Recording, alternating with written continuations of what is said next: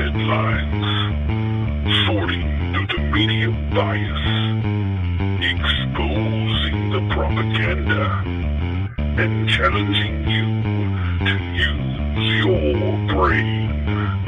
It's time to tap into the truth.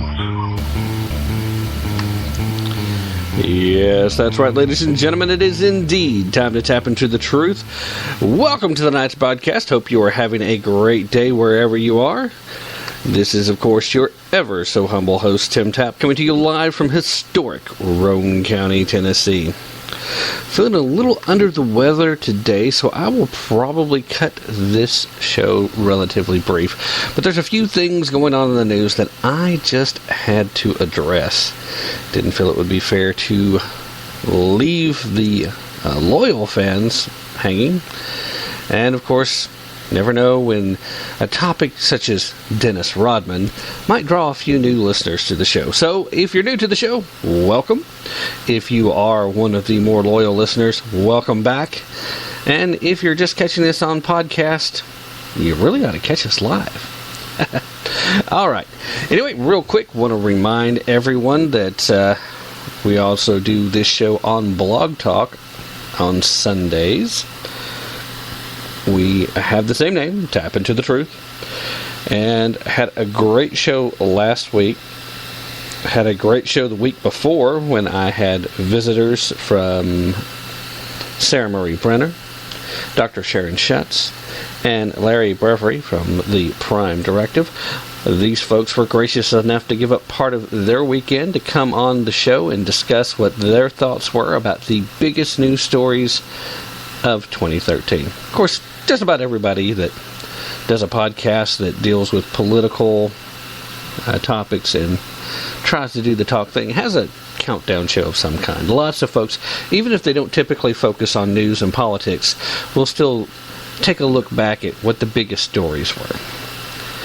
But we had the perspective of some of the best talk show hosts out there that are just outside of the mainstream.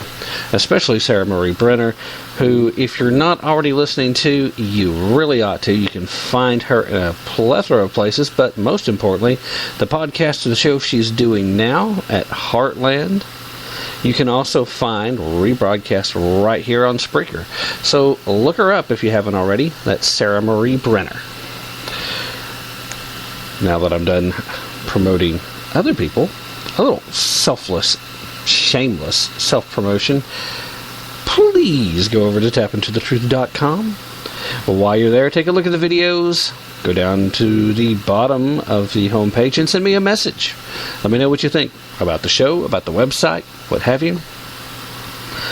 Or, if you wouldn't mind, I am still trying to compile your ideas of what the biggest news stories from the last year were that didn't receive proper and appropriate mainstream media news coverage. So if you wouldn't mind taking a few moments to do that, I would greatly appreciate it. And if you'll leave your name, I'll mention you by name if you come up with one of the biggest stories that nobody else does. And I got to tell you, from looking through the ones I've gotten so far, and participation on this has still been a little light so far, folks, but there's still time. Please go ahead and get in there and give me your ideas. But I'm surprised so far that nobody has talked about Miley Cyrus twerking. It hasn't made the cut so far. Come on, people. You know that was one of the biggest stories of the year. At any rate, while you're there, also, if you go to the top of the homepage, you can click the follow us button on Facebook or to follow us on Twitter. You can do both of those right there. The easiest way to get you to those points. And I would appreciate it if you would do that.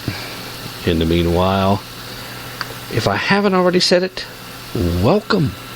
Welcome to the show. I appreciate you listening, taking the time, and being part of Tap Into the Truth.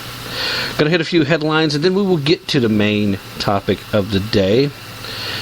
First and foremost, in case you didn't already know it, today marks the 50th anniversary of the War on Poverty. undoubtedly one of the longest-running wars in American history.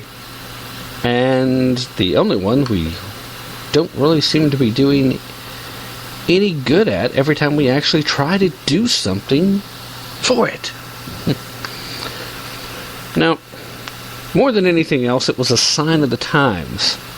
An age when the United States, still confident after the triumph in World War II, and locked in an epic twilight struggle with the Soviet Union, dreamed big dreams and considered it possible to achieve huge national objectives.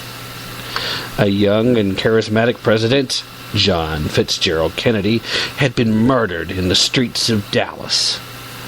But his rhetoric, his grandiosity, and his innate sense of daring still pervaded the American political culture. If our slain leader could commit us to the goal of landing a man on the moon and safely returning him to Earth by the end of the 1960s, another of the great and noble collaborators between big government and big academia, then surely we could make it a national project to eradicate poverty in our time. No? That was the goal of Kennedy's successor, President Lyndon Baines Johnson. At least, that's what he claimed. When he used his first State of the Union address on January 8th, 1964, less than 2 months after JFK's assassination, to launch the country on another major national initiative, similar in scope and vision to the moon landing.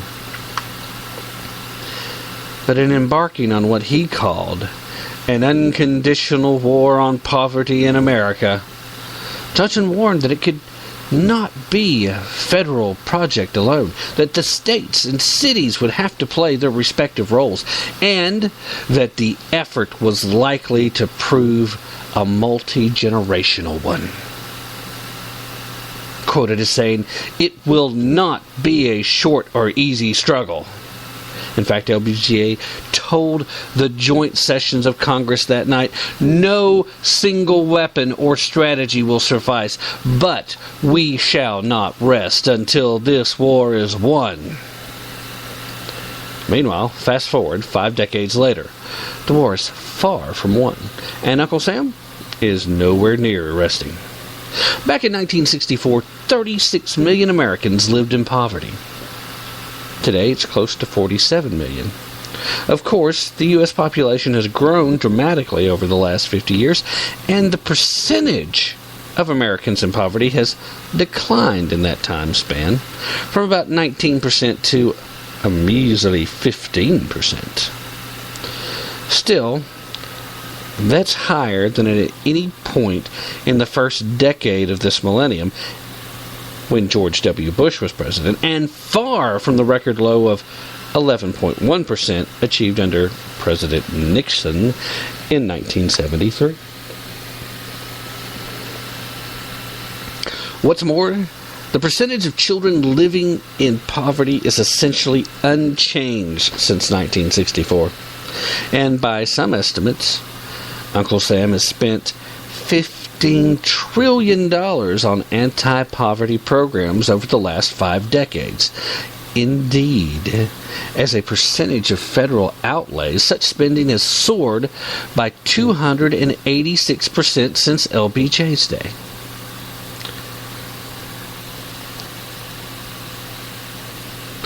I think there's no question that the war on poverty that Lyndon Johnson declared 50 years ago was made very important advances, said Gene Sperling, director of the National Economic Council, at a White House briefing this week. There's just no question. Over the last 50 years, things have been done wrong. But I think we've learned from the lessons. Yeah, I can see that. Lots of lessons learned. Spending good, cutting spending bad. Lesson learned. At any rate, as evidence, Sperling cited dramatic improvements for African Americans over the last 50 years, both in terms of their overall poverty rate and their high school graduation rates. Not at all, missing the point entirely that the higher the education level you achieve, the less likely you are to remain in poverty, regardless of what your starting point is. Don't you hate it when I just interject stuff like that? Let me continue. Excuse me. Sorry about that, guys. Cannot get rid of this cough. At any rate, in 1963, 51% of African Americans were in poverty, and only about 25% had graduated from high school. Today, those figures stand at around 27% and 62%, respectively. But those are still far below the poverty and high school graduation rates for non-Hispanic whites. What's the correlation? You see, to me, where I come from, and here I am. I'm in East Tennessee. All right. In case any of you out there have no inclination of what that means, I'm out here in mountain area. Of course, I technically live down in the valley here, close to Knoxville. So we're between the Smoky Mountains and the plateau that is the determining geographical feature of Middle Tennessee. And as such, we see poverty. And we recognize it very easily that it is not a function of skin color. Poverty exists for all colors. Doesn't matter what type of person you are. What does matter is your educational opportunities. Now, that alone is no longer enough. It's currently under the present economic status in this country. There's no question that education alone isn't going to cut it, but it still sure as heck doesn't hurt. I have heard recently talk show hosts like Glenn Beck actually talk about how it's ridiculous to go spend the money on college. And quite honestly, for what they expect you to pay for it, he's got a point, especially if you're going to go in debt to do it. I'm appalled the fact that this gentleman wants to talk about the difference in graduation rates and poverty rates for non-Hispanic whites and black Americans, when what we should be looking at is the level of graduation rates in comparison to who climbs out of poverty and who doesn't. Michael Strain, an economist of the American Enterprise Institute, said that he sees no major national politician intensively focused on what Strain believes is the core problem where poverty is concerned: chronic, long-term unemployment and the viability of the labor market. Strain noted that some number of Americans have been unemployed for longer than 26 weeks. That's an interesting observation, don't you think? Considering that there are literally thousands of conservatives, libertarians, and even, yes, the great liberals in talk have been discussing unemployment and the length of unemployment recently, since the argument in D.C. over the extension of unemployment benefits has once again reared its lovely head in American politics. Long-term unemployment is a problem. Yes, chronic long-term unemployment. So much so that we don't see the true unemployment numbers anymore. Once somebody's been on unemployment so long that they still no longer qualify for the benefits no matter how long they've been extended, well, they just don't count them anymore. Sorry, you're not really unemployed anymore. Or if you're fortunate enough to find a part-time job that isn't enough to make it on, but is enough to say you have a job, well, suddenly you're not unemployed anymore either. And truthfully, technically, by definition, no, you're not unemployed. But you're certainly not fully employed, are you? So what has this war on poverty really gotten us?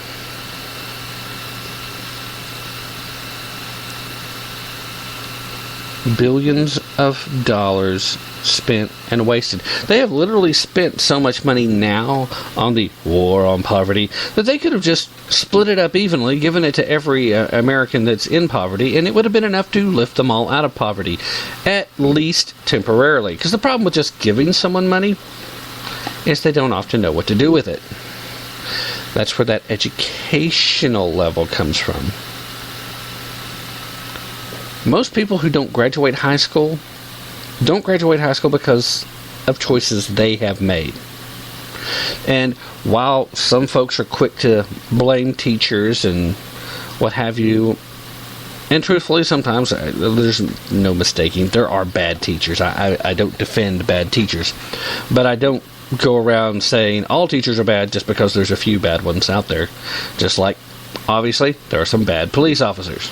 But I think most police officers are out there doing the best job they can under very bad circumstances, and they're doing a job I wouldn't want to do, and I appreciate that. I think teachers are great. Ultimately, though, it's up to students to graduate. If you do have a bad teacher and you're having such a bad experience with it that it makes you want to just quit and give up on school and whatever, it's still up to you to dig down, have the intestinal fortitude to find a way to get out of that teacher's class and into another teacher's class and find a way to graduate. And preferably then, find a way to work your way through a higher education and hopefully not collect hundreds of thousands of dollars in debt in the process. It's not easy. I'm not suggesting that it is. But that's part of what makes the difference between success and failure, whether it's here in the United States or anywhere else in the world. Your level of determination and dedication, your willingness to put in the blood, the sweat, the tears. You control your destiny. That is something that still is true, at least in the Western world, where we have a certain amount of personal freedoms and we get to make choices for ourselves. You control your destiny, and it doesn't matter where you start from. If you are here in the United States, there are no excuses, none, not to get a college education, because you can get the scholarships, you can get the benefits, you can get the Pell Grants, you can do whatever has to be done, you can work part-time and go to college part-time, but you can earn the degree, you just have to want to. That's it. And I don't mean, oh yeah, I'd kind of like to do that. No, you have to really want it. It's easy to step back and point fingers at other people and say, well, you know what? My mom and dad never had any money, so I couldn't afford to do this. Wrong. You wanted to go to school, you could find a way. The opportunities are there. The scholarships are there. The availability is there. Now, I can't speak to what's going on in any other country when it comes to this, but I can tell you for a fact, in this country, here in the United States, if you want a college education, you can go get one, and you can do it without having to go into debt. Does that automatically mean that you can go to just any college you want? No. There's still some colleges that want to charge such a ridiculous amount of money for you to attend that you'll never get enough financial aid. But the simple solution to that is go to another school. Ultimately, if enough people went to another school, those schools would have no choice but to either close their hallowed halls or reduce tuition. And trust me, most of them would reduce tuition. But it's still up to you, the college-going public, to make the conscious choice to say, hey, you know what? Maybe I don't have to go to Harvard or Brown or Cornell or Yale. Maybe I can go to UTEP or UTC. That's the University of Tennessee at Chattanooga, for those of you who might be thinking it's someplace else. It's the one I'm referencing, technically. And beyond that, there is other great small colleges in almost every geographical region of this country. There are more colleges in this country than there are churches. And here in the United States, there are churches everywhere. There's no shortage of them. And I promise you, you can find one that will give you the type of quality education you need that falls in the price range that you can afford. Period. So that's the real key. And in all of the stories and guidelines that I saw today talking about the war on poverty, they like to talk about this disparity between whites and every other ethnic group. They like to talk about the disparity between a percentage of Americans living in poverty today, how it was then, where it's at now, who had the best numbers. I only saw 2 instances where anybody even hinted that the increased availability of education not only plays a factor, but should be a focal point on it. And as far as that goes, it doesn't have to be a college education. You know what? There are great, fantastic technical schools out there, trade schools, that you can go learn a trade. College isn't for everybody, first and foremost. So there's nothing wrong. If you're not college-type person, the old saying used to be college material, but you know what? It's not an issue of material. It's an issue of your aptitudes.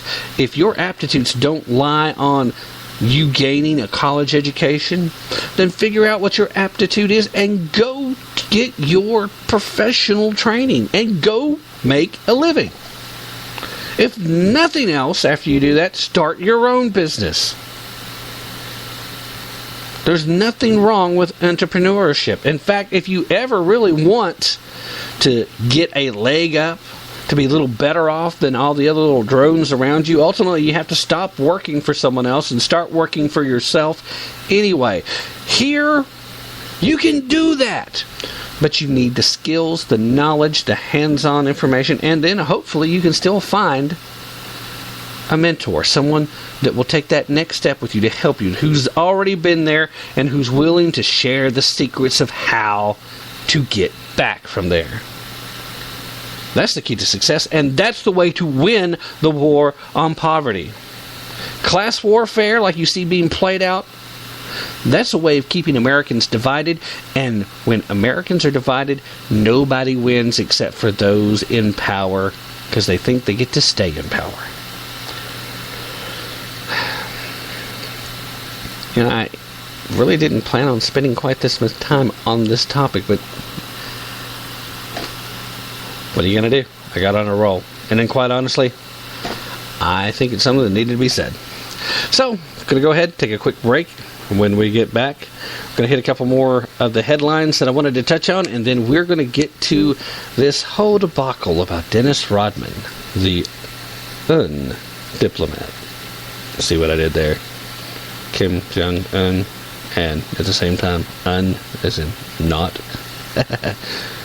Okay, so I'm not as clever as I think. Stay with us. We'll be right back.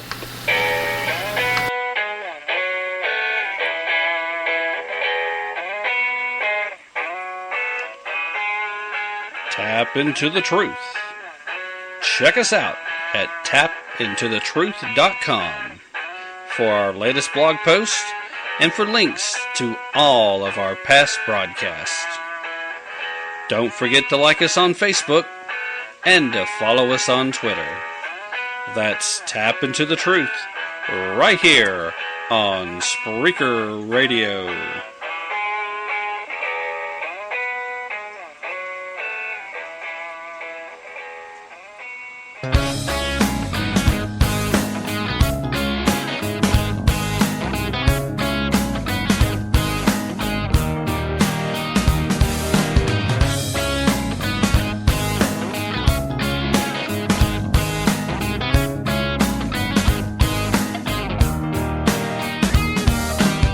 She's like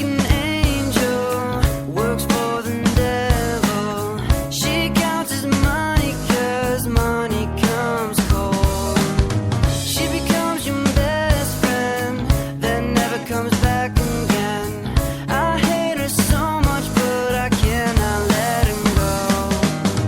They call us liars, but we're thick as thieves, yeah. They say we're nothing, but nothing's all I see. So they call us liars, but we're thick as thieves, and you are all I really need. She thinks she's better at being bad. She says it's cool, I say it's sad. And she drives her car so damn fast.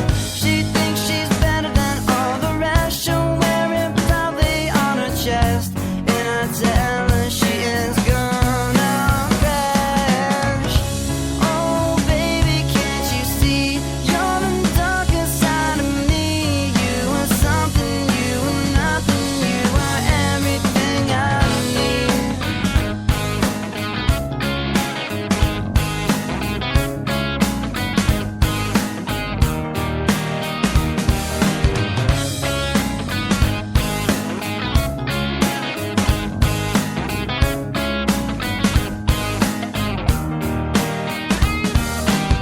She's like a convent, I'm a religion. She's pretty sick and I am in disease. You hate to love her, but you can't get enough of her. She's an exception, for what you get is what you see. They call us liars, but we're thick as thieves, yeah. They say we're nothing, but nothing's all I see. So they call us liars, but we're thick as thieves, and you are all I really need. She thinks she's better at being bad. She says it's cool, I say it's sad. And she drives her car so damn fast. She thinks she's better than all the rest. She'll wear it proudly on her chest. And I tell her she is gonna crash. She thinks she's better at being bad. She says it's cool, I say it's sad. And she drives her car so damn fast. She thinks she's better than all the rest. She'll wear it proudly on her chest. And I tell her she is gonna crash. Oh baby, can't you see? You're the darker side of me. You are something, you are nothing. You are everything. Oh baby, can't you see? You're the darker side of me. You are something, you are nothing. You are everything I need. Thanks for staying with us. We are back. Just a quick reminder, all the music you hear on the bumper sections and during the breaks are all independent artists. I am using a service called Magnitude. If you happen to be a podcaster yourself, you might want to look into it. They do provide a licensing that allows you to pay a small fee, keeps your podcast music legal, therefore it's podcast safe, and the artists get their cut. They get their royalties. And to me, that kind of a cool thing, because I just like the idea, and I know if you listened before, you've heard me say this before, but I really do like the idea of helping out the independent artists. These folks out here doing music without the aid of a major label. And unless you've been in the music business, you have no idea how much of a struggle that could be. There literally are millions of great musicians and artists out there struggling, and that you're never going to know their name. They're never going to get on American Idol. They're never going to get on The Voice, because they're trying to take a serious route into the business. And it really does take more than just being good to make it in this particular business. So at the very least, I feel like I'm helping to contribute to some really great musicians and their opportunity to have a shot to continue to follow their dreams in the music business. Meanwhile, let's get back to some of these headlines so we can get to today's main topic. I did promise I would keep today's show brief. I'm still not feeling much better, but I'm going to push through. Next big headline, of course, kind of a tragic story. Seems that 2 crewmen have died off the coast of Virginia. They were part of a helicopter flight. It was a training mission going on for the Navy. In fact, 2 crewmen have died, the Navy says, after one of its helicopters crashed during a training mission off the coast of Virginia. The Navy said in a statement that the MH-53E Sea Dragon helicopter had gone into the waters off Virginia Beach near Fort Story. 4 crew members were pulled from the ocean after the crash, but 2 later died at a nearby hospital. The identities of the dead crewmen will not be released until 24 hours after the families have been notified. The extent of the injuries and the identities of the other crewmen have not been released as of yet either. The accident is, of course, under investigation while the search and rescue operation is underway for a 5th missing crew member. According to Navy spokesman Commander Mike Kafka, 2 MH-53 Sea Dragons were flying on a training mission when one of them had to make an emergency landing. The second Sea Dragon dropped a raft into the water to help the crew members, while the Coast Guard cutter Shearwater and 2 MH-60S helicopters were also assisting in the recovery. So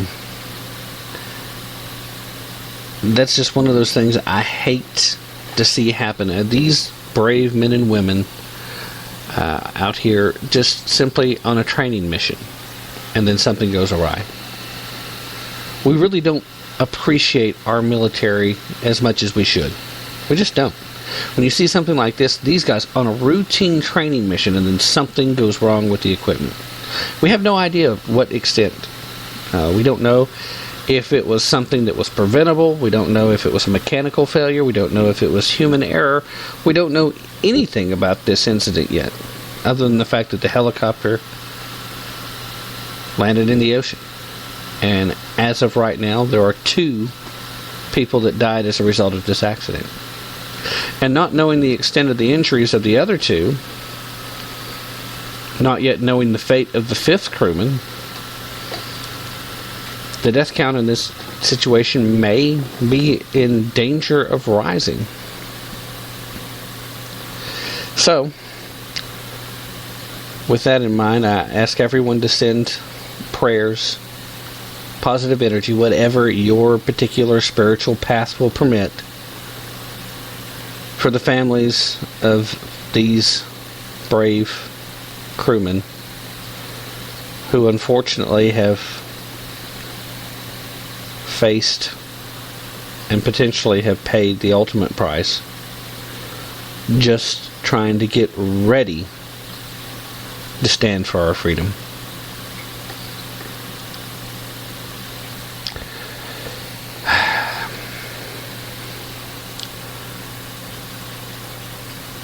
Another quick headline I wanted to touch on. Evidently there is an outbreak of a new bacterial infection right now going on in Illinois. Excuse me. The largest outbreak to date of one strain of what authorities have called nightmare bacteria. I love the creativity of the names. Is added to concerns about the spread of such drug-resistant bugs. The outbreak, centered on a hospital in Chicago suburb, has infected 44 people in Illinois over the past year. The Centers for Disease Control and Prevention said that this bug, known as a Chesbacum-resistant bacteria. You know what? I studied biology, and I was having trouble with that. It's been a while. I should have practiced that a little more. Sorry, guys. At any rate, it bears a rare enzyme that breaks down antibiotics. Alex Kalin, medical officer with the CDC and supervisor for the Illinois outbreak investigation, said that this is a huge cluster, noting that only 97 cases of the infection have been reported to the agency since 2009. The superbug, which typically lives in the intestines and is part of a large family of bacteria, can of course be spread via fecal matter. It isn't typically transmitted by casual contact outside of hospitals. So that leads to the question of how is this being spread, and why is this showing up just outside of Chicago?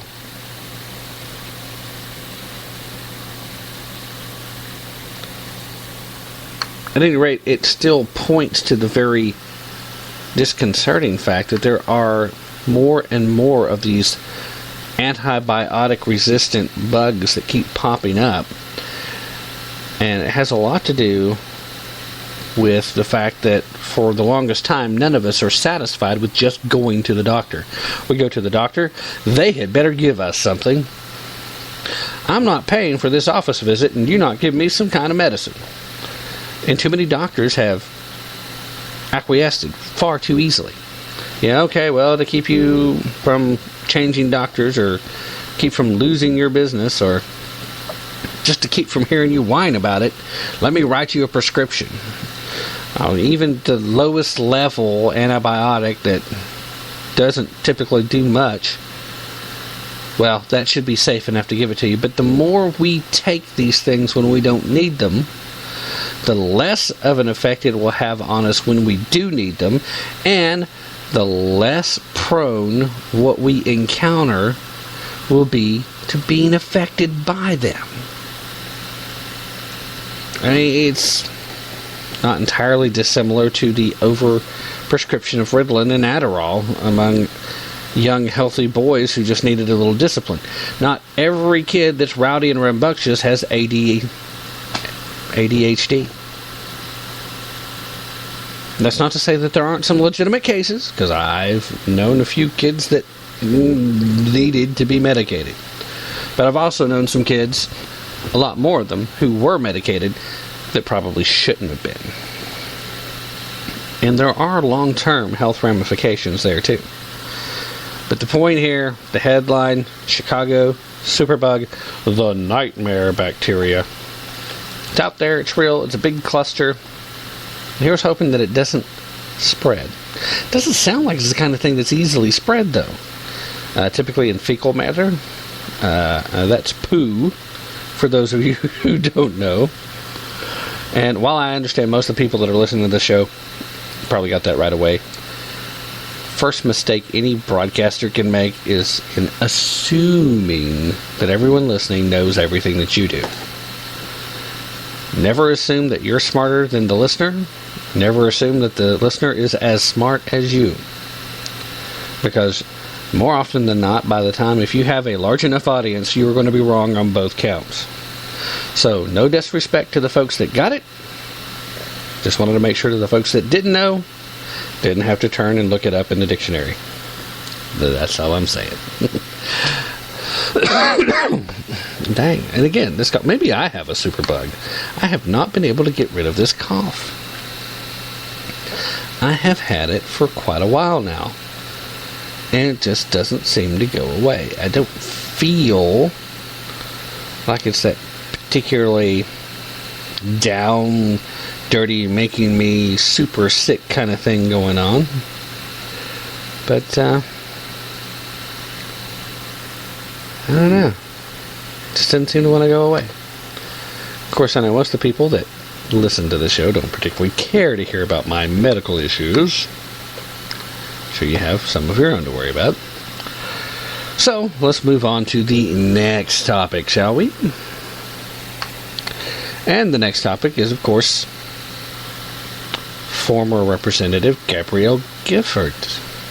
What did Miss Giffords do today on the anniversary of the shooting in Tucson, Arizona, where she literally became a miracle? She was shot in the head by this crazy whack job, who, by the way, was on medication and voted Democratic. point that out because it seems to be the dirty little secret that most of our most recent shooters of all kinds happen to have in common. The ones that don't vote Democratic are only done so because they weren't old enough to vote yet, but were obviously liberal in their thinking, had made it clear through social media and statements they had made. Does that mean you've got to be a little crazy to be liberal? No. But it does mean it probably helps. And certainly means that if you're an average, everyday, working American and happen to think in liberal terms, you might want to seek some medication.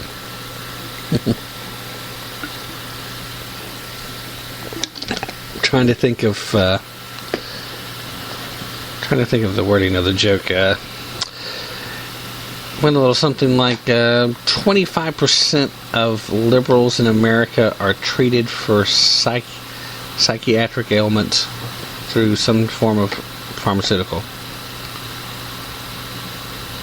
The startling statistic there is that the rest of them are going untreated.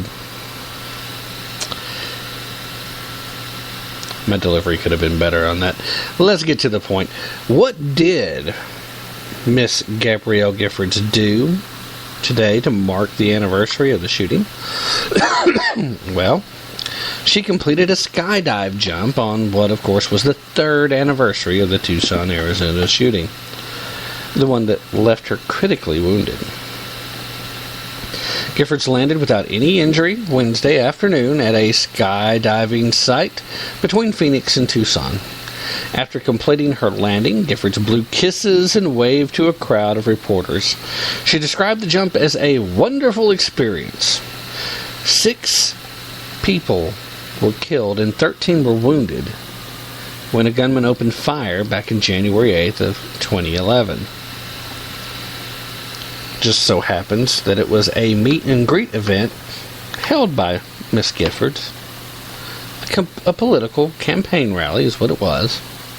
Residents in Tucson marked the day with a bell ringing ceremony and a moment of silence. Now, I'm very happy that Miss Giffords survived, pulled through, and despite not being 100% the person she was before, she's still continuing to improve and make great strides. So I'm very happy for her. It's fantastic. I hate that she and her husband have made very phony efforts at trying to help push gun control laws since this incident happened. For the 13 other wounded people, and for the families of those who lost 6 people that day, my thoughts and prayers still remain with you. For those who were wounded and survived, I hope that each day brings you a little bit closer to being whole again.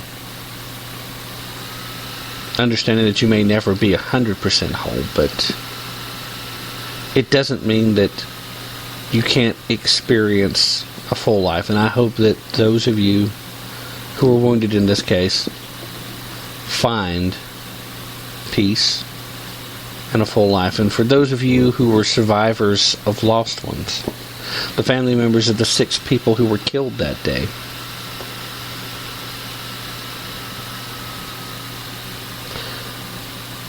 you'll never be forgotten. You will always be in the thoughts and prayers of not only myself, but many others that I know, because we still talk about that day. We still mention it a few times on this show. We talk about it because it's a tragedy. But this is a tragedy that had its share of triumphs. And unfortunately, like so many tragedies like it was also politicized. We need to get to a point here in the States. It may be true in some other places as well, but I can't speak to that. What I can speak to is what I see here. We need to get to a point where we no longer take each and every tragedy and use it as an opportunity to push a political agenda. Now, we all know the rules for radicals, and we all know the philosophy of never letting a good crisis go to waste.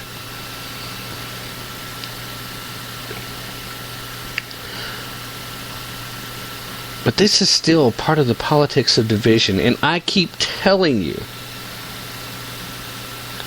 if we will take the time to focus on what we have in common and stop worrying so much about what our differences are,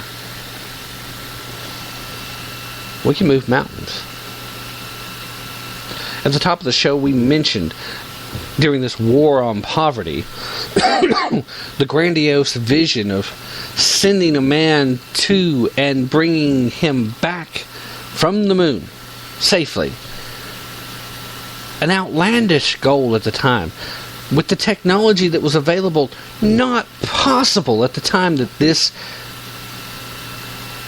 grandiose venture was brought to the American conscience and made a goal of the nation. It sparked imagination. It brought out the best in America. And it did not happen because of segregating people into little boxes and categories and saying, well, you're Jewish, so you can just do this part, or you're black, so you can only help do this right here. No, it happened by taking the brightest minds that could be found and taking dedicated people and putting them together and focused on the group. And the differences between the people didn't matter because everyone was focused on doing what needed to be done to accomplish the goal. Here in America, here in the United States, there literally is no goal that could be set that we could not reach, that we could not obtain if we all worked together to do it. And the only way to accomplish that is to remove the political. As long as something's going to be politicized, then nothing good is going to be able to come from it. Nothing good is going to be allowed to come from it. Unless, for all the people that are trying to politicize it, there's at least 10 more people working towards a solution that refuse to politicize. Unfortunately, in our modern media culture, that's tough to do. But it's not impossible. We can still do it. Since near the end of last year, I have made a point of calling people to action. The time has arrived. The call is going out. We must pull together. We must put aside differences, pull together, and work towards legitimate goals. First and foremost must be to protect our individual liberties. Not a lot of people like the sacrifices that go hand in hand with that, but it needs to be done. So, congratulations, Gabrielle-Giffords, for exhibiting the type of courage necessary to jump out of an airplane. As easy as that might sound to someone who hasn't done it, until you do it, it's not. Although once you have done it, suddenly you'll just want to do it again and again and a few more times. It's a heck of a rush. Not too many other things like it. In fact, not really anything that I can think of. But then I haven't actually went bungee jumping, so maybe bungee jumping would be pretty close to it, I suppose. Still not quite the same, though, because the views can't be matched. At any rate, congratulations to Gabrielle-Giffords. Kudos on your skydiving efforts, and kudos again on staying visible and letting people know that you can not only come back from horrific situations, but that you can live a full and meaningful life, that you don't have to be defined by actions of someone else. That is exactly the positive that comes from this. Gabrielle-Giffords was a Democrat, and she has been working for the gun grabbers since this happened. And, you know, I can almost understand why she would. I mean, she did almost get killed. By rights, probably should have died. That might tend to make you think, don't let anybody have guns anymore. So I can almost forgive her mentality towards it, but anybody else jumping on that bandwagon, trying to go along with it, unless you're really, really close, tight, immediate family that would have really, really felt that same level of pain, hurt, and fear, it's almost losing her.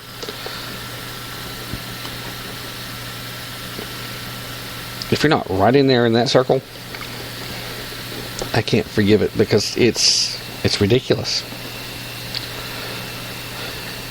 Taking guns away from law-abiding citizens never makes anyone any safer. And let us not forget the immortal words of Vice President Joe Biden. The reason we need to pass more gun laws is we don't have the finances or the manpower available to enforce the laws we have now. Yeah, he really said that, by the way. You can look it up. In fact, Mr. Biden seemed to have been dominating a little bit of today's news cycle himself. Not in a good way, and not even directly him, so much as it was in reference to a new book. It seems that there was a tell-all book released by Mr. Gates. Now, if you've been hiding under a rock and haven't heard any of this, let's just say that Mr. Gates was very critical about the abilities and the intellectual capabilities of Joe Biden and Hillary Clinton. Now, many of the mainstream media circled the wagons immediately and started trying to protect Hillary. Predictable, I suppose. The White House was left to try to circle their wagons and try and offer up some support for Joe Biden. Now, I, for one, think that it's kind of silly. But I would highly recommend you buy Mr. Gates' book and read it for yourself, because the man worked in the administration. He worked with both of these people.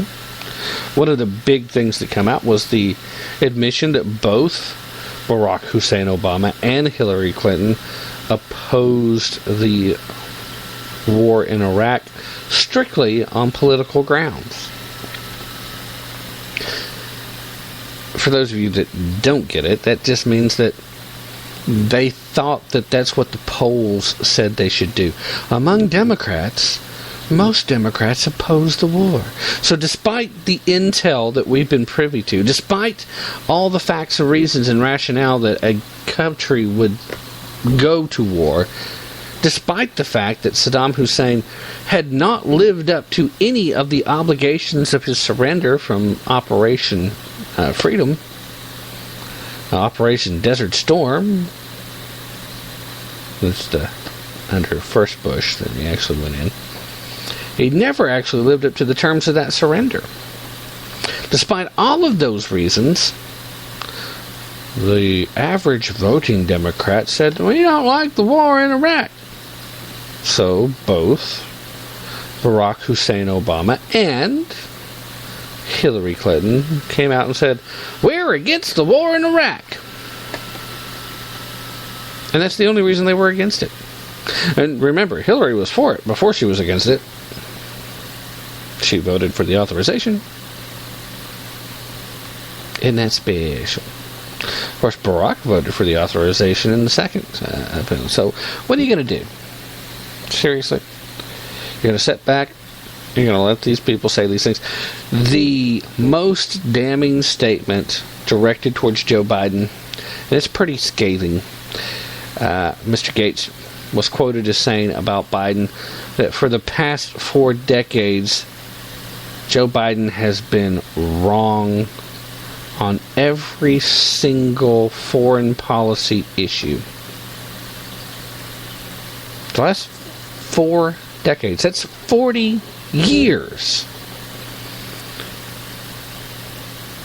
Well, it's easy enough to believe if you sit on the conservative side of the street. You've seen what Joe Biden says and does. It's humorous at best. Good old Uncle Joe is a bit of a firecracker and likely to say just about anything. That having been said, this guy's heading up the Committee on Ending Gun Violence. Suggests everybody buys a shotgun. And he also did, literally, make the statement: the reason we need new gun laws is because we don't have the finances and the manpower to enforce the ones we've got. Anybody else want to wonder how they're going to enforce any new ones if they can't enforce the old ones? Unless the new ones are to do away with some of the old ones just because they can't enforce them. Sorry, sometimes I just can't help but ask the questions out loud because they're crazy.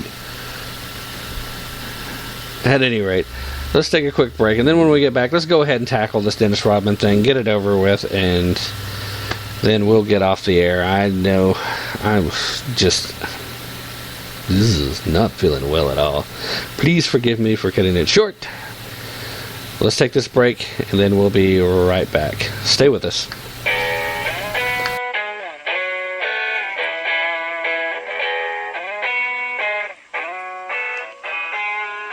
Tap into the truth.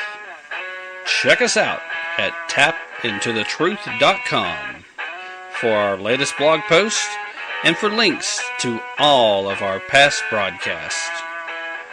Don't forget to like us on Facebook and to follow us on Twitter. That's Tap Into the Truth. One more time, go.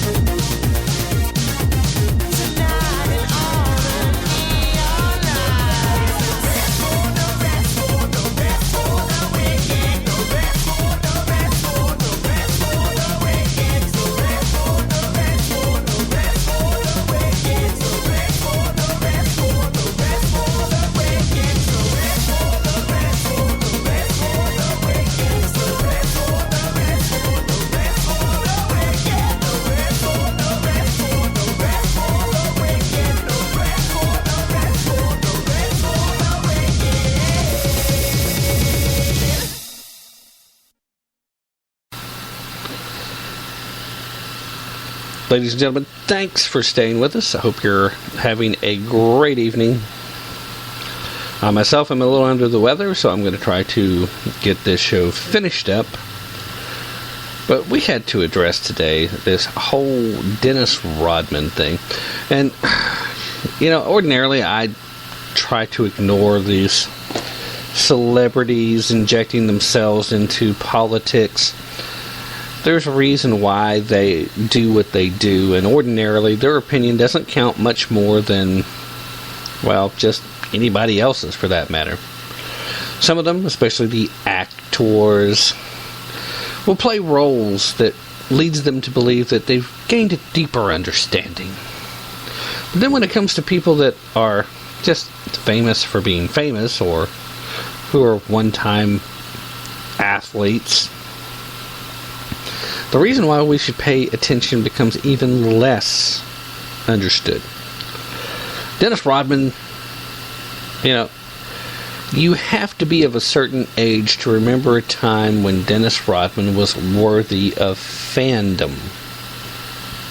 I happen to be of that age.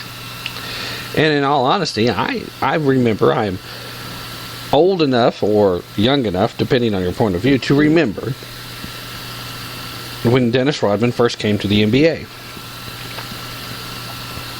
He was a relatively tall, relatively thin guy that had no offensive capabilities to speak of, but he could rebound like nobody's business, and it was always about the hustle. He found the open area and he hustled. He played hard. He made it to the Detroit Pistons on the gumption of hustle. That's what I liked about him. Being a short white boy that played basketball, although opinions varied about how well, I appreciated the mere idea that here is somebody that made it into the NBA largely on a late in life growth spurt, in just the pure desire to hustle.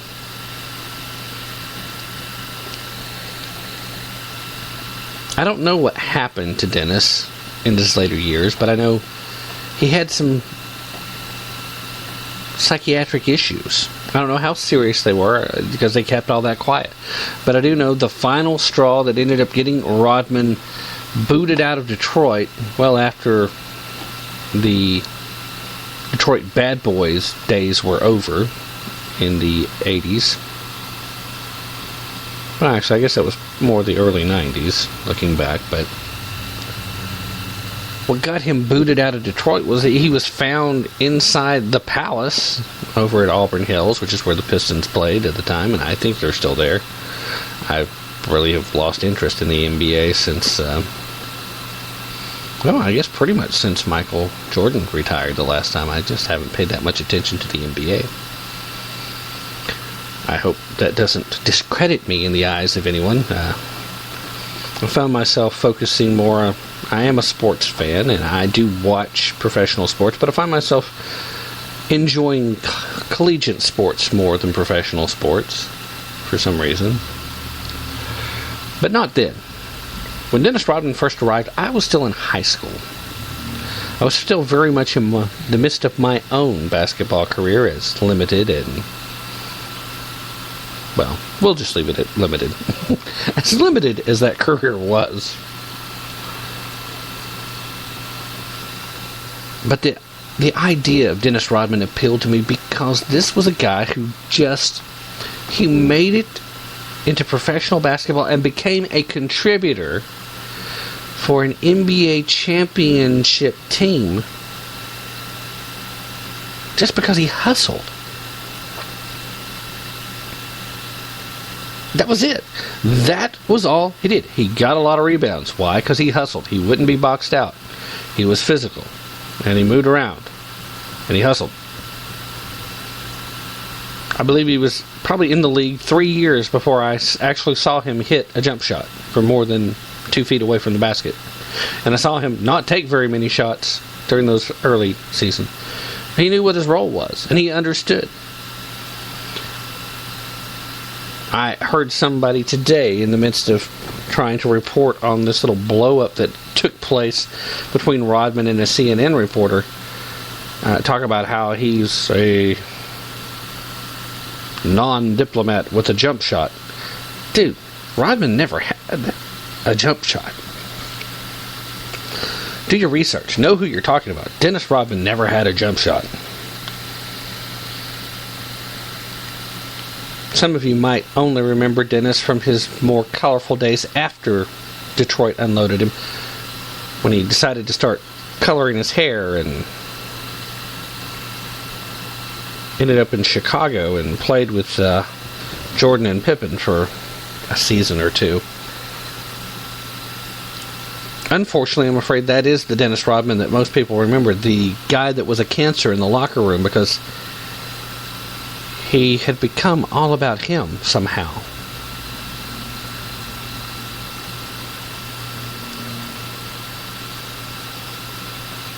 Once Michael retired and they knew the NBA titles were going to at least slow down, Chicago very unceremoniously let Rodman go.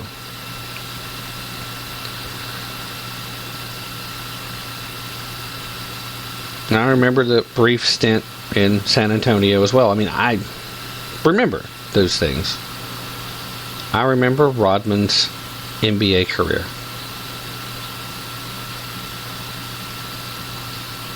And despite how far out there he got in the later days of it, I still choose to focus on those early days when he was just a quiet, hard-nosed, hard-working guy who went on the floor, played the role that he was there to do, and didn't try to do much else. And he just went out there with everything he had to do it. It wasn't all about Dennis Rodman when Dennis was doing that. It was about team.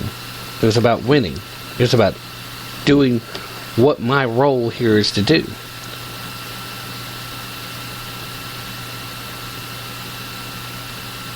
I was never really happy with what the Pistons did with Adrian Dantley, but like it or not, Adrian Dantley did not fit with what the Pistons were doing at that time and the move they were making. Unless you were a hardcore Detroit Pistons fan, you probably did not like Bill Laimbeer, no matter who you were.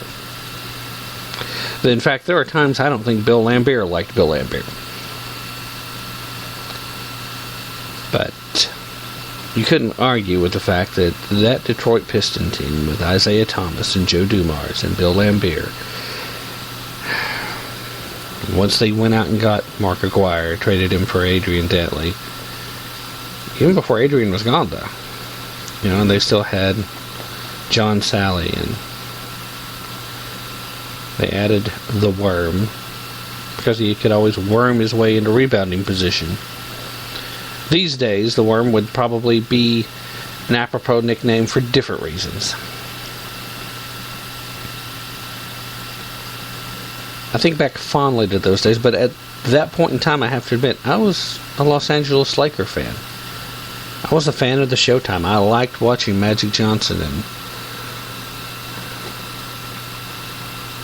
Kareem Abdul-Jabbar was still playing at that point, and they had Michael Cooper on the team, and Byron Scott was there, and Kurt Rambis, who was another guy who basically did the same things that made Rodman a viable player for the Pistons.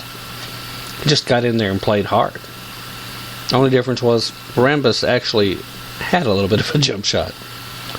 When they threw James Worthy in the mix with them, the Lakers were the stuff. And I wasn't a Celtics fan at that time.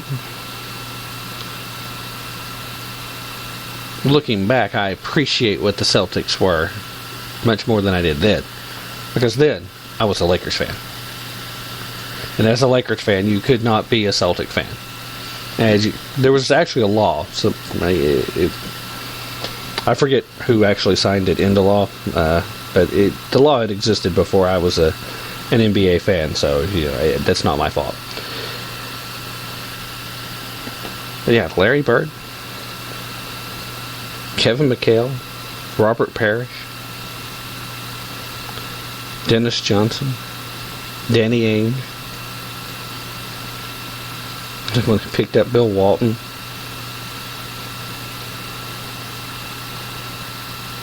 That was a pretty good Celtics group too. Now I can appreciate them. Then, I hated them. Hated the Celtics. Because I was a Lakers fan. Didn't like the Pistons and their bad boy image coming up either. Why? Because I was still a Lakers fan, and it was the Lakers. They had to come along and knock off the top of the hill. Which is part of why I embraced Michael Jordan when I did. Because it was the Bulls that eventually knocked the Pistons off the top of the hill. Of course, the Bulls really didn't have a whole heck of a lot of success until they were able to add Scottie Pippen into the mix and had some quality three-point shooting added in. Craig Hodges, Steve Kerr. Once all that got in place, they were a basketball team. But that's enough for memory lane. The point of what we're talking about now is, what's Dennis doing now? How is it that Dennis Rodman thinks that he can play the role of diplomat? The man wasn't capable of getting along with teammates in the NBA. You notice these former players that went with him over to North Korea are all people that never really played with Dennis. This is really their first extended amount of time around Rodman, and after today's little blow up, there were reports that a couple of the players were saying they really wish they hadn't went over in the stupid game. Dennis Rodman thinks he's a diplomat. Now, first and foremost, it's very unrealistic for anyone to think that things are going to change in North Korea under Kim-Jung-un. Now, I know back when Kim Jong-il was first getting sick and people thought, hey, there's a chance here. Kim Jong-un was educated in the West. This guy could be a reformer. He's really making his move. Once he took over, give him a little time to consolidate his power, and then you would start to see reforms.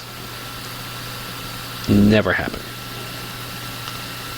And at this point in time, I think it's pretty obvious it's never going to happen.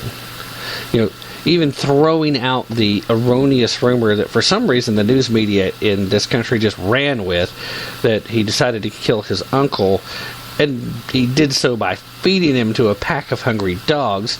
Well, no, he was relieved of his job. He was executed, but he wasn't fed to a pack of dogs. And what kills me about that is several of the reporters that wrote up stories on this admitted after the fact that they didn't really think that that's what happened, but they didn't hesitate for a second to write it. Because our media is about packaged goods, not necessarily about telling the truth.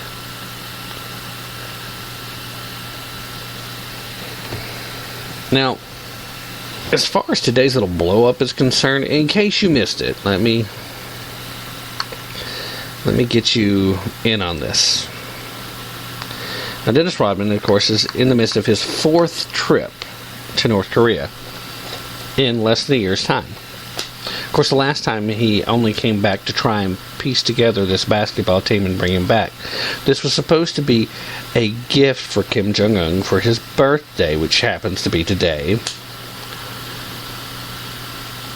Kim-Jung-un was a fan of Dennis Rodman. I'm assuming he was a Bulls fan, most likely, at that time, when he attended school. So he and Dennis have this strange relationship that Dennis seems to think is friendship. I have my doubts. I don't know that Kim Jong-un understands what friendship is.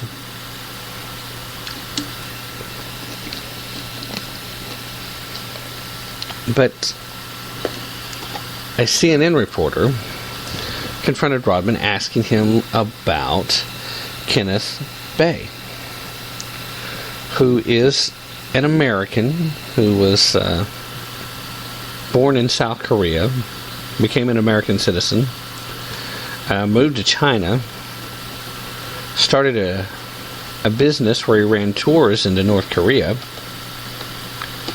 and was detained for unspecified crimes against the state.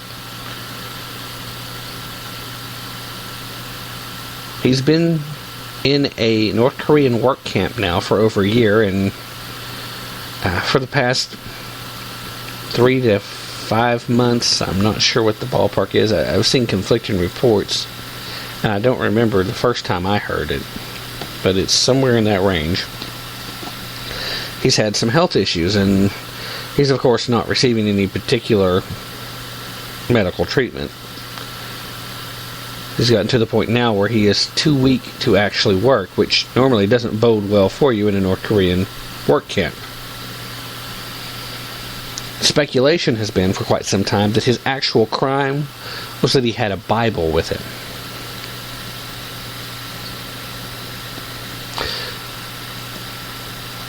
The CNN reporter raised a question about Kenneth, and Rodman yelled at him. Said that, "I don't give a rat's ass what the hell you think." That's a quote, by the way. I'm not just being superfluous. Then he went on to insinuate that Kenneth-Bae actually had done something. Now, what has he done? We've never heard the actual charge. We don't know. Like I said, the best guess, the speculation from the State Department was he was caught with a Bible. Rodman said Kenneth-Bae did one thing. If you understand what Kenneth-Bae did, you don't understand what he did in this country. No. You tell me. What is he held captive here in this country? Why? I would love to speak on this. And then he doesn't. Just in this crazed, angry tone, attacking this reporter who was asking him if he would be willing to take it up with Kim Jong-un, because the State Department hasn't been able to do anything to try and negotiate for his release.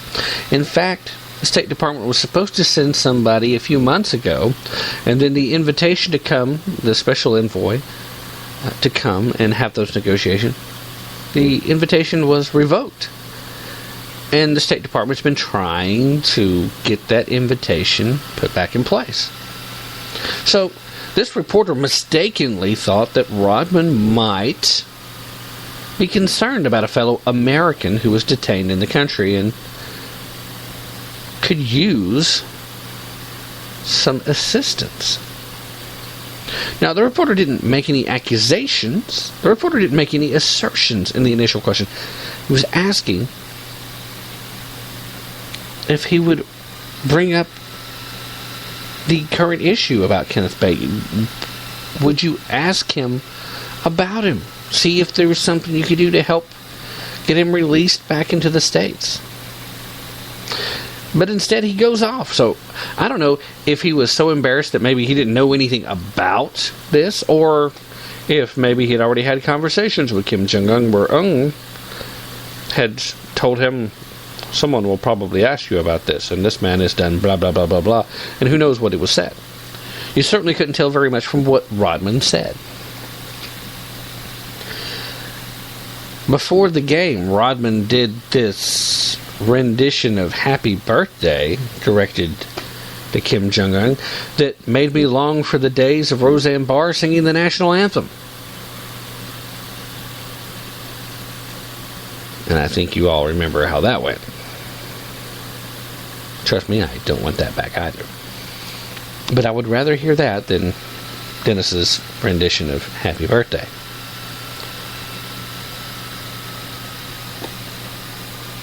Dennis Rodman is being used for the purposes of propaganda. And he's going around telling people that, hey, North Korea is not that bad.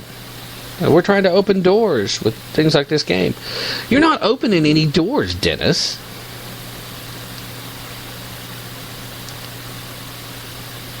All you're doing is you're being a plaything for a dictator who, now that he's gotten a taste of what it means to be beloved leader,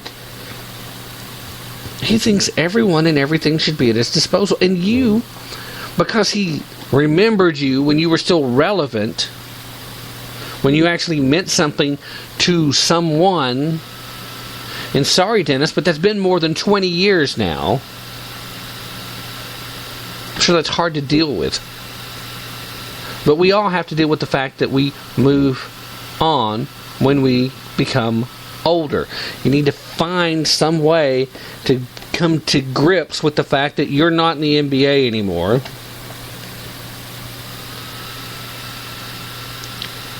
You can't let this guy use your ego against you, Dennis.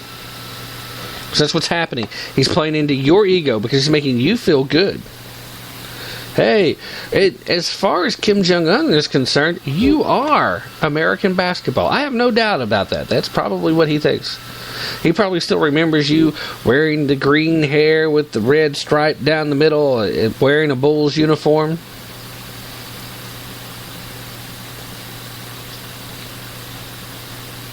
But what you and he both really don't seem to get is you were never the face of the NBA. You were never the face of American basketball. At best, your biggest contributions to basketball in this country is when you were first wearing a Pistons jersey and you didn't say jack crap. You just went on the floor. You played hard. You didn't let anybody mess with you. You didn't start nothing. You didn't let people push you around either. And you just played hard. You hustled. You got the rebounds. You hustled. You got the rebounds. That's what you did. And that's when you were at your best. The minute you started thinking more of yourself was the minute you lost your relevance in the NBA. You got to hang around a few more years. You're certainly not the first professional athlete to get to spend a little bit longer in the sport than you should be there. But for you to get these other guys involved shows that your lack of respect for other people. You're wrapped up inside your personal ego.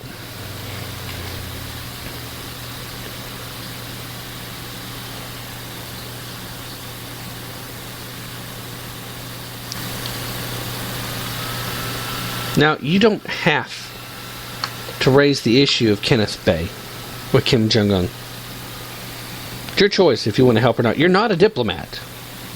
You seem to think you're one based on your statements, and I really don't know if you're just really are friends with this guy and are helping him with propaganda knowing that that's what you're doing, or if you really do think that you're helping somehow to bring North Korea and the rest of the world closer together. But for you to insinuate that Kenneth-bae did something wrong when you don't know, that's a bit much, Dennis. Even for you.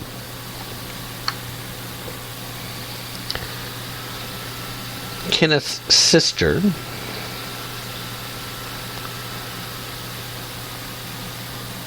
was quoted as saying that it's one thing to play games with his own image, but this is not a game. This is a man's life. He has refused to help. That's his choice. But instead, he's chosen to make these outrageous accusations that he clearly doesn't know anything about. Kenneth's sister also said that she hopes that one of the former basketball players will use the opportunity to ask the government to give her brother amnesty. She expressed concern, however, that Rodman's visit may actually hurt Bae's chances of release. She said he's not a diplomat, and we get that. But we certainly would hope he would have a human heart. Meanwhile, back in Washington, State Department spokesman Jen Psaki, she said the U.S. remains gravely concerned about Bae's health and is ready to send U.S. envoy to North Korea's human rights issues, Robert King, to seek his release if North Korea reinstates an invitation that was withdrawn back in August. Psaki declined to say whether Rodman's visit was complicating those diplomatic efforts or not. Now, Rodman got there this past Monday with 7 former NBA players and 4 street ballers for this game on Kim's birthday.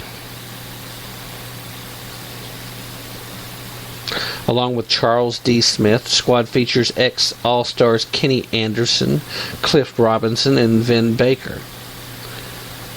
Rodman dedicated the game to his best friend, Kim, who, along with his wife and other senior officials and their wives, watched from a special seating area. The capacity crowd of about 14,000 clapped loudly as Rodman butchered a verse from the birthday song. The game was another milestone in Rodman's surprising relationship with basketball fan Kim, who rarely meets with outsiders and is possibly the world's most mysterious leader. Rodman says he has received death threats for his repeated visits to the country and for calling Kim a friend for life. Well, I don't doubt that. I'd say he probably has received his fair share of death threats. What he needs to realize is there's a reason why so many people feel so strongly about it. Now, the White House said on Tuesday it would not have approved Rodman's latest trip to North Korea if it had any say in the matter. In fact, chief propagandist, the press secretary, Jay Carney, said that the visit was considered private travel and not subject to government review. Meanwhile, NBA Commissioner David Stern has distanced the NBA as far from Rodman's little foray as possible. In a statement he released, said that the NBA is not involved with Mr. Rodman's North Korea trip and would not participate or support such a venture without the approval of the U.S. State Department. Although sports in many instances can be helpful in bridging cultural divides, this is not one of them. Dennis Rodman is, of course, the highest profile American to meet Kim since the leader inherited power after his father, Kim-Jung-un, died in late 2011. He traveled to the North for the first time last February and came back just before Christmas to hold tryouts for the North Korean basketball team. Although he did not meet with Kim then.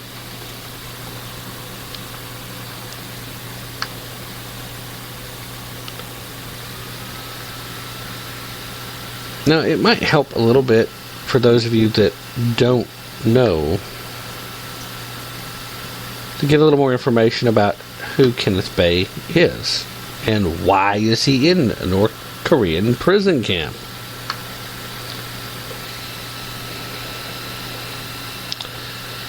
In fact, who is Kenneth-Bae? Why is he being held in North Korea? Those are the questions that a lot of people had after the little combative exchange between Dennis Rodman and the CNN reporter for New Day, Chris Cuomo. Chris is the one who asked whether the former NBA player was planning to inquire about Bae, a U.S. citizen sentenced to 15 years in North Korea labor camp.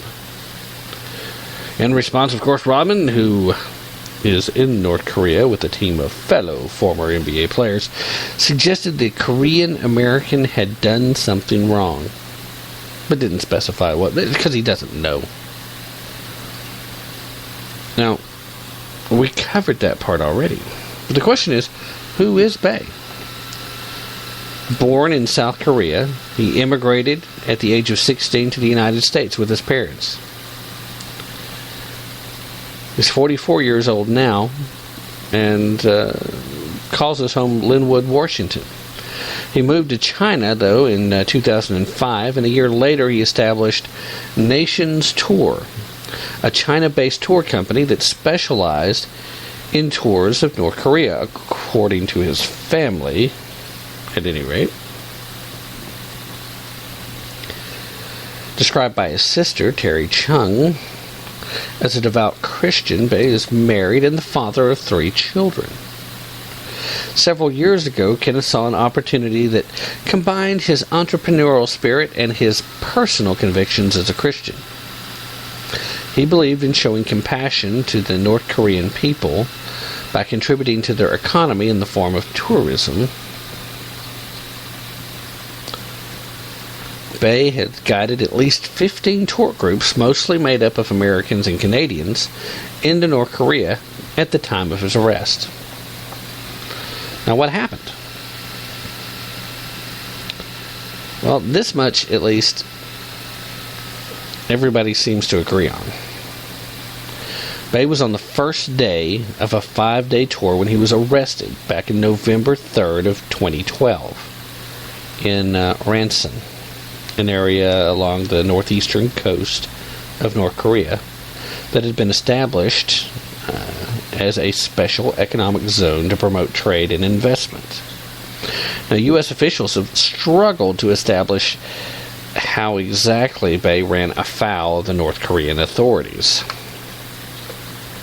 Word of Bae's arrest first surfaced in South Korea media reports days after he was detained, and the United States later confirmed it. Nearly 2 weeks after detaining Bae, the North Korean's official news agency confirmed his arrest, saying he was picked up for a crime against the state. Now, according to the state-run Korean Central News Agency, there was evidence uncovered that proved he had committed a crime against the country. Among the North Korean government, among the allegations, Bae was setting up bases in China to topple the North Korea government. He was encouraging North Korean citizens to bring down the government, and he was conducting a malignant smear campaign. In May, the government also accused Bae of planning a, quote, Jericho operation to bring down the government through religious activities. The American confessed to the offenses, the government said. Now, what did he actually do? There's been speculation that the evidence North Korea cites may in fact just been something Bae was carrying with him. Oh, I don't know, say a Bible or some other religious literature. Now, Kenneth's mother, who visited her son in North Korea in October, happened to tell CNN that her son was a devout Christian who had not understood the North Korean system. North Korea is officially an atheist state. Now, the reason the Americans have been hinting and nudging and trying to work out a release for Kenneth at this point is because Bae's health has become an issue. North Korea is considered to have one of the most repressive penal systems in the world. Human rights groups estimate that as many as 200,000 people are being held in a network of prison camps that the regime is believed to use to crush political dissent. Now, Kenneth's mother and sister have told CNN that more than 10 months into Bae's sentence, his health is failing. In a prison interview, a pro-North Korean group based in Tokyo gave an interview. Bae had spoken of health problems then, including diabetes, high blood pressure, fatty liver, and a back problem. He looked noticeably thinner and wore a blue prison garment streaked with sweat and dirt. Suppose you could expect that from a work camp. Now, although my health is not good, I am being patient and coping well. This is something that Kenneth actually said. And I hope that with the help of the North Korean government and the United States, I'll be released soon. Bae was moved to a hospital for serious health problems in August. In previous interviews, his sister had said that her brother suffers from health problems including severe back and leg pain, kidney stones, dizziness, blurred vision, and loss of vision. He is already dealing with diabetes. Wow, that list of tactics almost sounds like the television commercials for almost every product that's being sold by a major pharmaceutical company. Having trouble sleeping? Take this. Possible side effects include blah blah blah blah blah blah blah blah blah blah blah.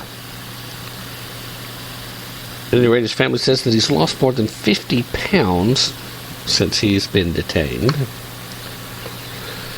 The timing of the conviction has raised questions about whether the North Korea leadership, Kim-jung-un, is using him as a bargaining chip in efforts to jumpstart negotiations to dismantle North Korea's nuclear program.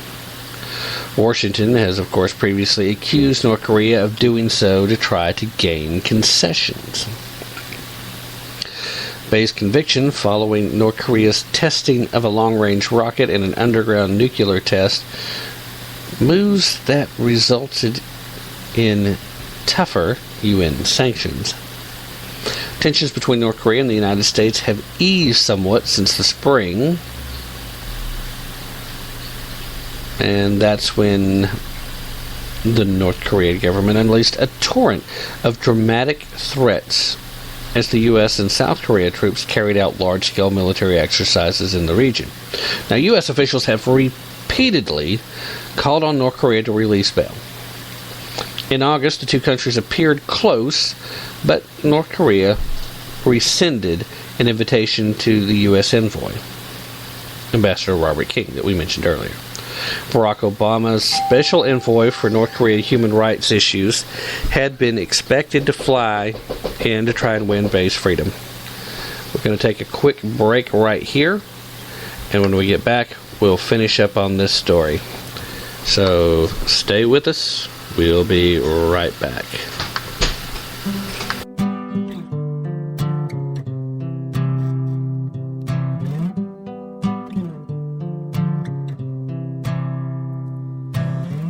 Been bleached by the ocean water, where waves and sun and sand surround her, and breaks been slow, so we just let go. We sit out under the mellow sounds of water in the shallows. Eyes be brown, be soft, be so nice. Well, time goes by, but we don't mind, just reflections in our eyes as we stay. Well, they got no end to a perfect place. Sun goes down, blankets come out, we stay up till it's back around. Life breaks through at 1:45. In my arms, it's all I knew.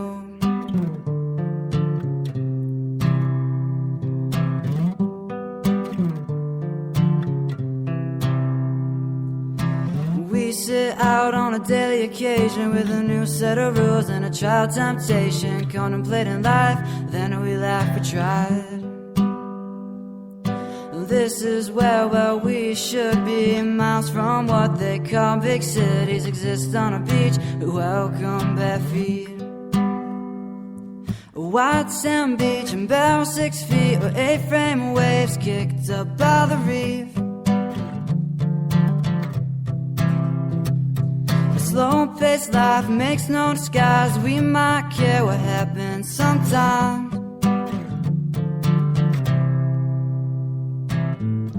Time goes by, but we don't mind, just reflections in our eyes as we stay, but they got no end to a perfect place. Sun goes down, blankets come out, we stay up till it's back around. Light breaks through at 1:45. In my arms, it's all I knew.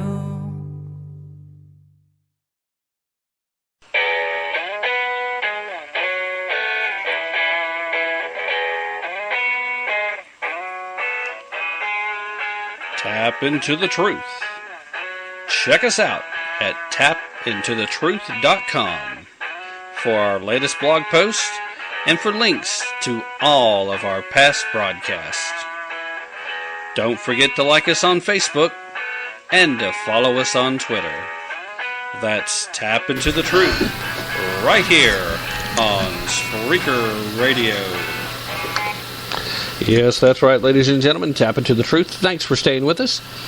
Be sure to check out the Facebook page. Be sure to follow us on Twitter. And please, still asking everybody to go to the website, go down near the bottom of the homepage, and send me a message with what you think were the biggest stories from 2013 that didn't receive adequate media attention.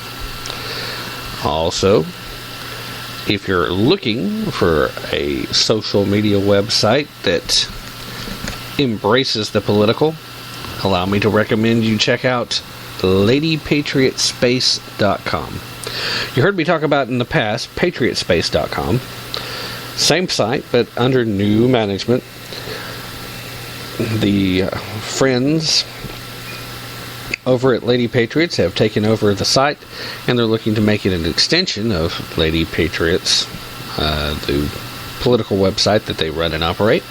And in the process, they're looking to create a social media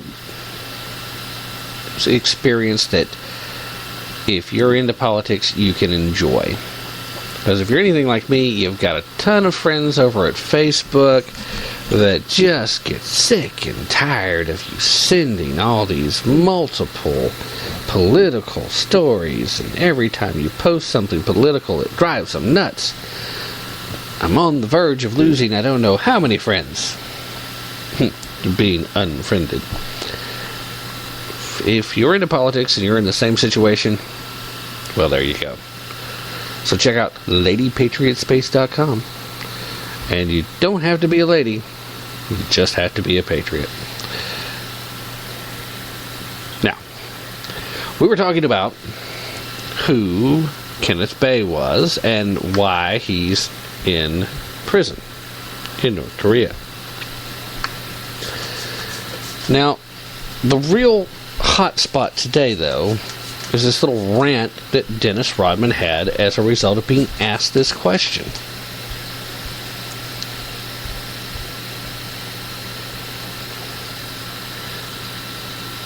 Rodman obviously crossed a line by implying that Kenneth might be guilty, by even suggesting that there was a crime. Because at this point, Dennis obviously doesn't know jack about it. He doesn't know. That was pretty obvious from his little rant, that he didn't know anything about it.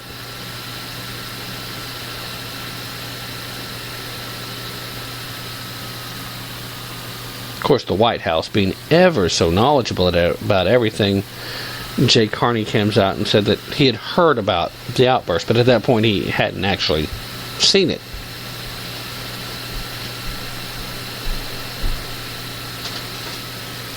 In fact, Carney's actual response was, "I did not see some of the comments that Mr. Rodman made, but I'm not going to dignify that outburst with a response." Some of the harshest criticism, understandably, came from Bae's sister. She said that we couldn't believe our ears. He was in a position to do some good and help advocate for Kenneth and refused to do so. But then, instead, he's chosen to hurl these outrageous accusations against Kenneth. He clearly doesn't know anything about Kenneth, about his case. And so we're appalled by that.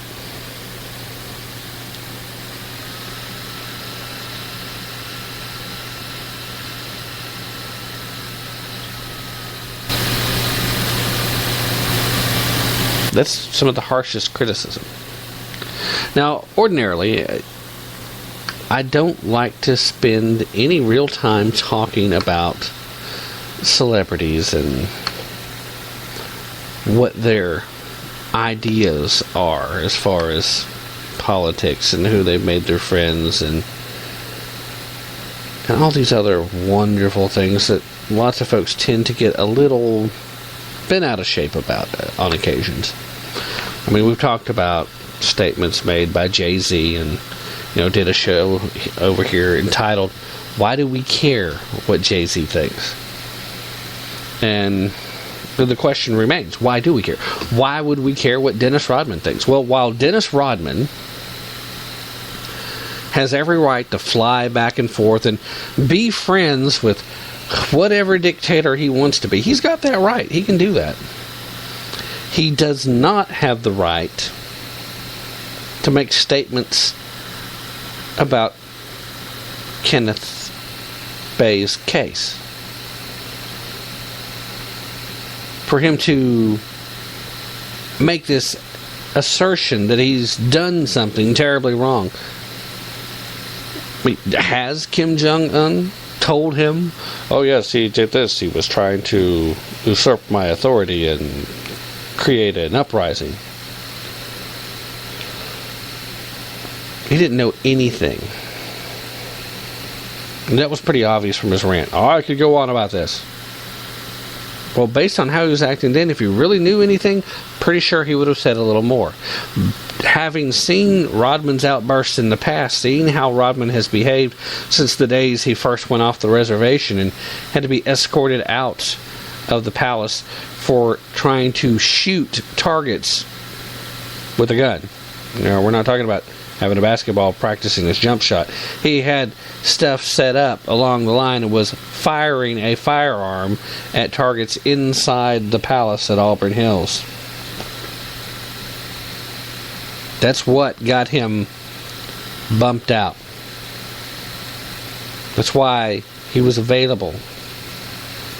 Detroit was done with him at this point. It's like, dude, you went off the rails. Well, he went off the rails again today. And I don't know if this is a result of him thinking that he has some real connection with Kim-Jung-un, or if he really is just locked in his ego and he can't seem to get out of it.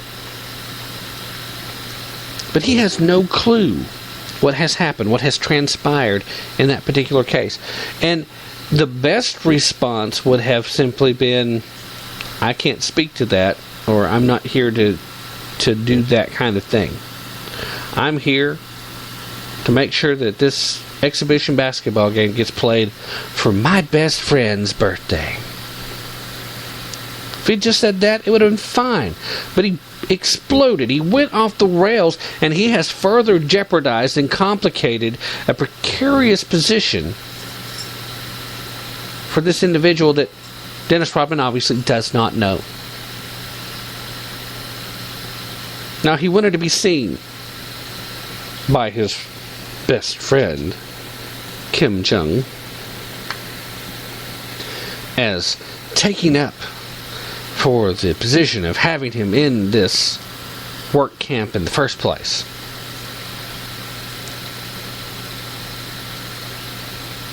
But ultimately, what is the real threat here?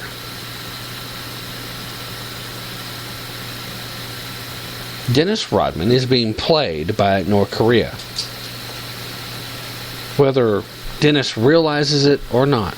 And what scares me is, from having watched him and having heard what he says, I honestly think Dennis has no clue that he's being used for propaganda purposes. I think he really believes that he's creating an opportunity for diplomacy.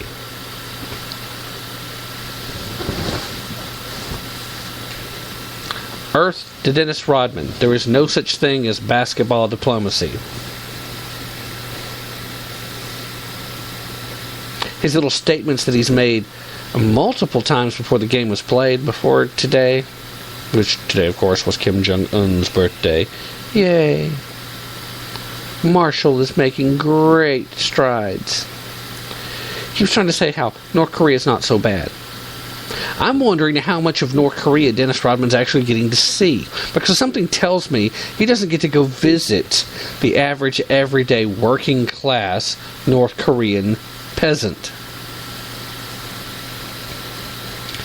In fact, if I had to go so far as to make any further assessments, I would say Dennis probably doesn't see much more than a posh hotel room and the facility where he gets to play.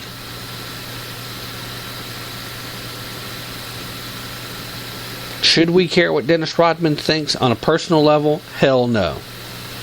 We shouldn't care any more about what Dennis Rodman has to say than we should care what Jay-Z has to say, than we should care what some rodeo clown happens to put on as a mask. In fact, I'd go so far as to make the point that you shouldn't care what Dennis Rodman has to say any more than you care what I have to say. You can take my opinion or you can leave it, and it's really not important either way. What is as important is if something I say or do helps you to start thinking about a situation, drives you to decide to do a little of your own investigating. What's important is if you decide to learn something on your own outside of the mainstream media's influence and find out a truth that is being kept from you. Then whether you agree with me or not, at least my opinion has done some good. What good will come out of this? Possibly plenty for North Korea. But plain and simple, Dennis Rodman should be smart enough to know better than to play into this political war between nations. You can't stand around and make statements about, North Korea is not so bad, see? No nation has a worse track record for persecution of Christians. None. And keep in mind, that's counting all of the Muslim theocracies. You know, the places where they'll cut off your hand for showing up with the Bible, will behead you for showing up with Christmas paper. You don't have to have the present. You show up with the paper thinking that you're going to wrap some Christmas presents. That's a no-no. Maybe you're get lucky and only mess up like that going to the United Arab Emirates, one of the more moderate areas. There, you'll only get a few lashings and spend a few days in jail. Just for having Christmas wrapping paper. North Korea is worse. North Korea is the worst country on the planet for persecution of Christians. North Korea is constantly in the top 3, or bottom 3, depending on your point of view, of worst violators of human rights across the board.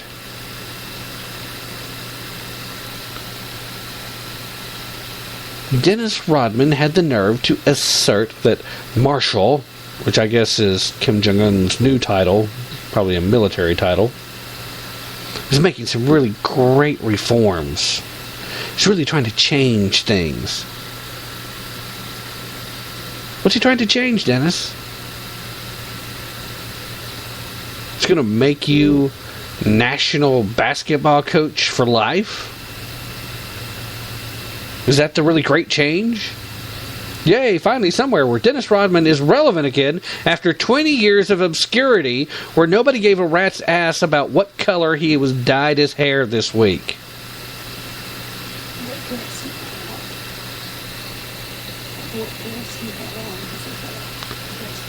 I mean, the only thing that even makes the most remote amount of sense is if he's only actually trying to compare conditions in North Korea to the time he spent dating Madonna. Under that circumstance, maybe North Korea isn't that bad. But outside of that, I can't think of too many other possibilities. Kim-jung-un has obviously played into Rodman's ego. And there's no doubt Rodman has an ego. But he also has some psychiatric issues. He has had them. It's been documented. I'm not sitting here trying to defame the man. I'm not being libelous. It's documented. That's why the Detroit Pistons released him. I told you that story. He got caught one night, broke back into the palace. It set up like some freaking beer cans or beer bottles or something. I don't remember exactly now, but I know it was one thing or the other. And he was shooting them with a gun. The man should have had a basketball and been trying to shoot baskets because he never had a jump shot. Ever. He could sometimes, he got halfway decent at eventually tipping the ball back in on offensive rebounds. But you move him more than 3 feet away from the basket, might as well have been Shaquille O'Neal trying to shoot a free throw. But at least Shaquille got up to 50% before he retired.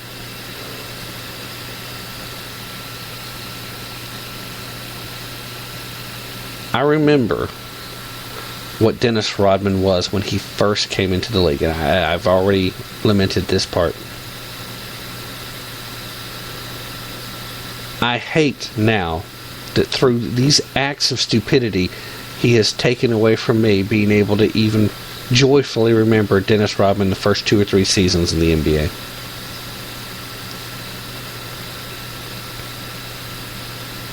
Now, as far as what's actually going on with Kenneth-Bae, if the official story is to be believed, then this is a guy who's in jail for probably nothing more than having a Bible in his possession. Maybe he tried to proselytize to a small group of people while he was there. Now, in North Korea, that would be a high crime against the state. And in that case, technically, he would be guilty.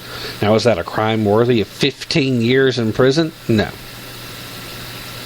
But as far as we know, really, maybe something else was in play. I mean, how many South Korean-born American citizens decide to move to China and start a tour business into North Korea?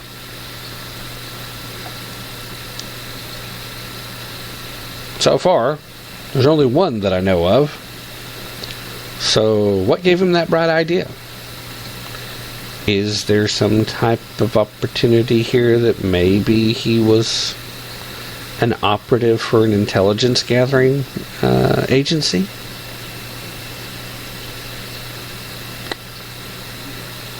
Now, I'll admit it, maybe I've had my tinfoil hat on a little too long, getting these crazy ideas. But I gotta tell you, when I first came across the storyline of how he ended up in a North Korean work camp, that kind of sounds like the cover stuff that field operatives get thrown into for the CIA.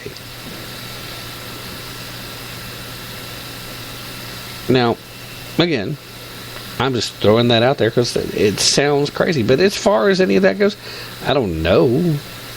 I've got no reason not to believe the official story. Just the fact that it seems kind of odd that a South Korean-born American citizen would move to China in the first place, let alone start trying to take Americans and Canadians on tours of North Korea.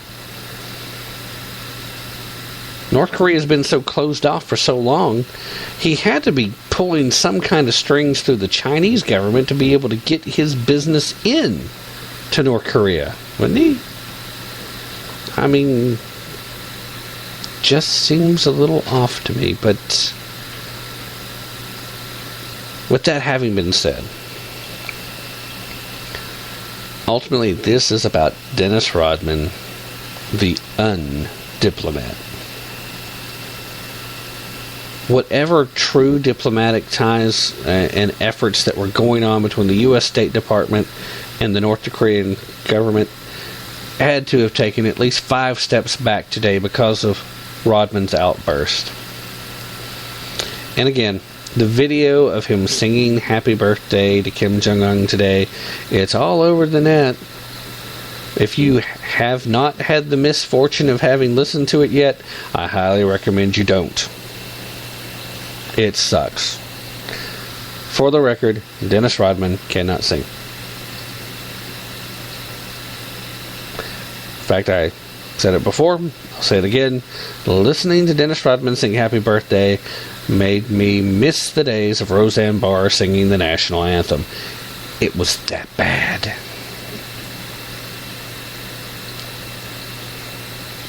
The takeaway is Dennis should have known better than to say anything. He should have just stuck to the fact that I'm here to play a basketball game for my friend. That would have been fine. Dennis Rodman has every right to travel to North Korea as long as North Korea is going to let him and do whatever he wants to do. And he can say whatever crazy propaganda crap he wants to say, because fortunately enough, most Americans, even the ones that still might be halfway a fan of Dennis Rodman, heaven help them, God bless their heart, still understand and would know, hey, that just sounds like propaganda. Even if they don't quite know what propaganda means. That doesn't sound right. Why they got to keep them back there behind that wall with guns if it's so great there? Good question. But Dennis Rodman has the right to do that if he wants. That's his business. But he at no point in time ever has the right to complicate and endanger American citizens and their safety by having an outburst and insinuating that he actually is guilty of something when he obviously didn't know anything at all about the case. He obviously didn't know. It was made clear in the statements he made. And if you haven't seen it, like I said, it's all over the net. You can catch it. I don't know what's gotten into CNN lately, but these random acts of journalism where they're actually asking a few tough questions is interesting. The fact that it was CNN asking a tough question of Dennis Rodman, maybe not so much, because, like, who cares? He probably didn't even really expect a response. Honestly, he probably expected a, who's Kenneth-bae? So, I don't know. Is Dennis Rodman under Kim Jong-un's magic spell? Has he fully embraced the totalitarianism of living under a dictatorship? Maybe even Rodman believes somehow he's going to get in so good with his new best friend that he'll get to be the next dear leader in North Korea when it's all said and done.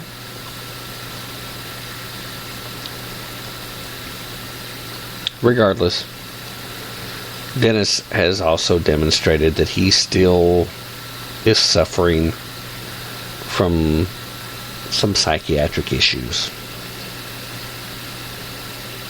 Because not only has he endangered the life of this American citizen in prison, but I really think that the lives of these other former NBA players that he somehow conned into going and playing this exhibition game,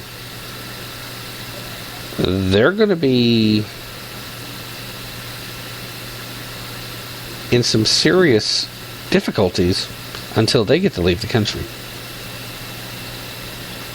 Because, well, Dennis himself said that he's received death threats since first talking positively about North Korea. I can't imagine the North Koreans would be none too happy when certain members of this team publicly stated today that they had wished they had never come over there. So anyway, that's got to be tonight's show. So ladies and gentlemen, I appreciate you listening. Thanks again for being part of Tap Into the Truth. If you're catching this podcast and you don't often check out Spreaker, but you do check out podcasts at other locations, then by all means you can find this podcast and the Blog Talk version of the show over at iTunes. You can also find us at tunein.com, and you can find us at stitcher.com. The shows are together at TuneIn. They are listed separately, but you can find them under the same search at iTunes. You will have to search separately for both shows at Stitcher.com, but you can find both of them. The key there is to put parentheses around Tap for one, to leave the parentheses off of Tap for the other. The Blog Talk version, you can also find if you go to... okay, I'm trying to think of the stats here real quick. Go to the homepage, go to Browse. This is, of course, still Stitcher.com. Go to Browse, go to News and Politics, then go to Conservative Politics, and then go about halfway down the page, and you can find us there just above Fox News Sunday. And yes, the shows are ranked in order of popularity, so burn, Fox News, burn. Anyway, that's got to be it for tonight. But remember, as always, don't take my word for it. But definitely don't take their word for it. Take a little time, do your own research, use your brain, and always be prepared to put in a little bit of effort if you really want to tap into the truth. Good night, everybody.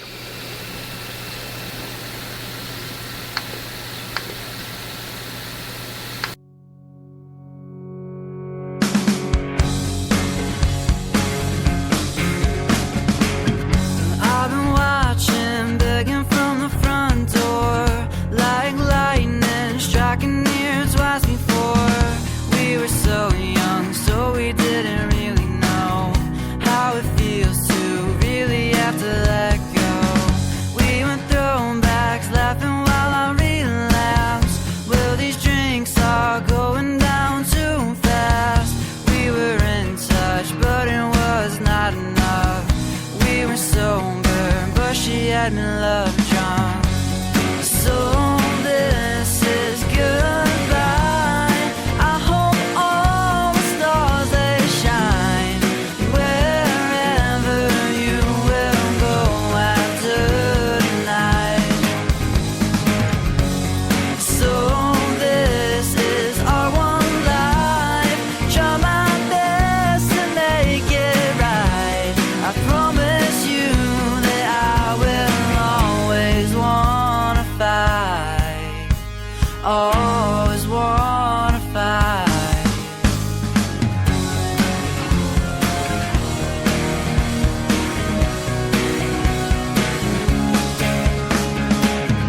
Don't you forget everything that we had. All the good was better till it went bad.